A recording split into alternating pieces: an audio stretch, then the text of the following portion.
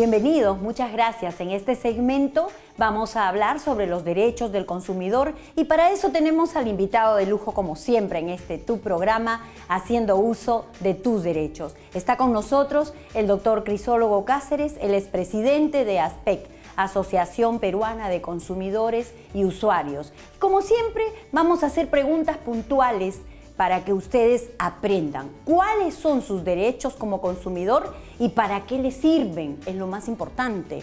Le damos la bienvenida al programa, doctor, y muchísimas gracias por estar aquí. Un placer estar aquí, Mónica, y un saludo a toda tu numerosa audiencia. Realmente me siento muy contento de estar aquí. Gracias, muchas gracias. Empecemos por una pregunta base. ¿Cuáles son los más importantes derechos del consumidor y qué puede hacer frente a un abuso en este caso, ¿no? Todos somos consumidores. Desde que nos levantamos hasta que nos acostamos, realizamos diversos actos de consumo. Cuando compramos el pan, cuando pagamos el transporte público, cuando compramos alimentos, cuando vamos al cine, cuando compramos ropa, etcétera, hacemos actos de consumo. Entonces todos somos consumidores y por eso debemos preocuparnos de conocer nuestros derechos. ¿Cuáles son nuestros derechos?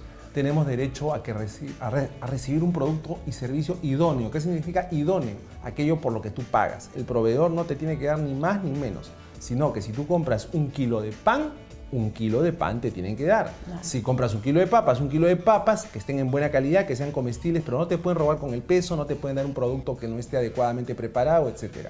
Otro derecho es a ser informado. El proveedor tiene que informarte de todo lo que tienes que saber para tomar una buena decisión de compra. Otro derecho es el derecho a la salud y seguridad. El consumidor no puede comprar productos que entrañen riesgo para su salud.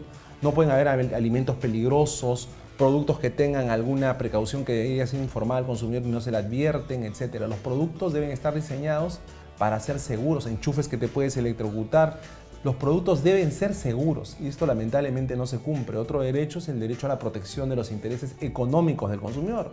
Esto implica de que no se deben permitir en el mercado que hayan prácticas de las empresas que vulneren los derechos de los consumidores y se aprovechen y le cobren de más, le cobren cosas que no se debe. El Estado tiene que garantizar que el consumidor tenga su bolsillito protegido. Lamentablemente todos sabemos de que la mayoría de las veces esto no sucede así, ¿no?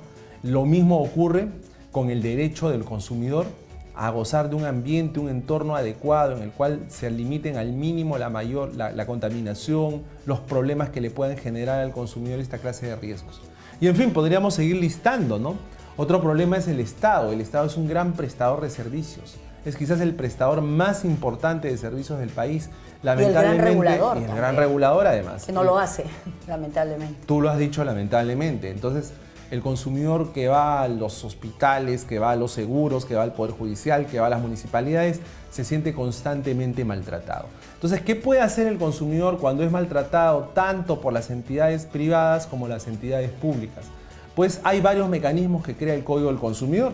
Lo primero es recordar que tenemos un Código del Consumidor que protege nuestros derechos. Es un código que es quizás la ley más importante que se ha dado en el Perú en los últimos 25 años. Te lo obsequio a mi querida Mónica porque yo sé que te interesa desde siempre el tema y ahora tienes una edición de bolsillo. Gracias. El punto es que el consumidor al no conocer sus derechos no sabe cómo hacerlos valer, pero nosotros le vamos a decir sencillito cómo.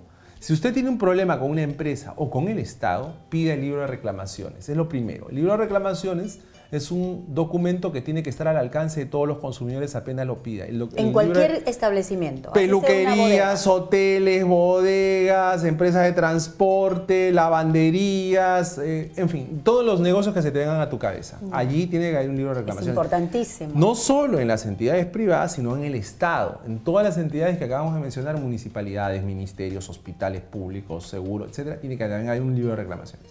En este libro hay unas hojas por triplicado. Una copia es para el consumidor, o sea, para usted. La otra copia es para el proveedor, la empresa. Y la tercera es para la autoridad, en este caso el Indecopi.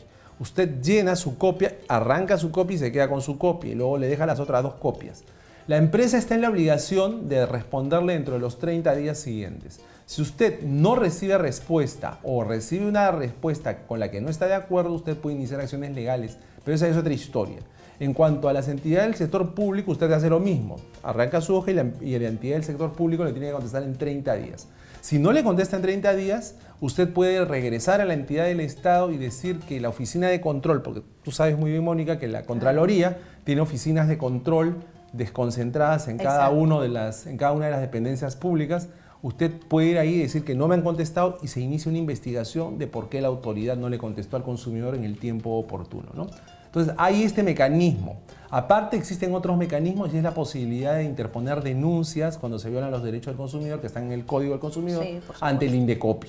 Y hay un procedimiento que se tiene que seguir allí, un procedimiento administrativo, y la autoridad puede sancionar a las empresas infractoras con una amonestación, si se trata de algo leve, hasta una multa de 450 unidades impositivas tributarias. Pero siempre a la empresa, ¿verdad? No siempre a la empresa. Del es verdad, de es verdad. Y también recordemos que el Código del Consumidor solo protege al consumidor frente a las empresas privadas, no así frente al Estado. Lo cual es una pena porque, eso como decimos, muchas violaciones las perpetra el Estado constantemente. Exacto. Pero el Código del Consumidor no alcanza al Estado, con excepción del libro de reclamaciones, que es algo que se logró en virtud de un decreto supremo especial, ¿no? Y es mucho más engorroso presentar un reclamo a las instituciones públicas. Todos nuestros televidentes lo saben. Así es. Entonces ya como que hay gente que me dice, ¿no? Me llama, por ejemplo, a la radio o me escribe aquí al canal y me dicen, doctora, pero pelear contra el Estado es prácticamente una utopía. Nunca voy a ser